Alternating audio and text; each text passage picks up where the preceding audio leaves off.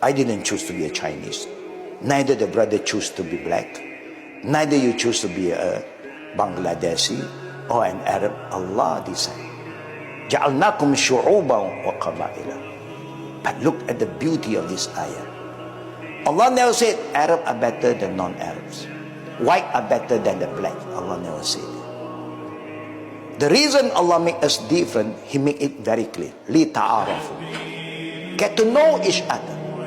We have been together, but we fail to get to know each other. We are stranger come to the Jummah, and we leave Jummah like a stranger again. We don't even introduce us as I'm your brother from so country and Alhamdulillah. What's wrong? 5 minutes, 10 minutes, you spend extra. They get to know each other. When you know each other, you can get closer to each other. You learn how to love each other better. But we fail to do that.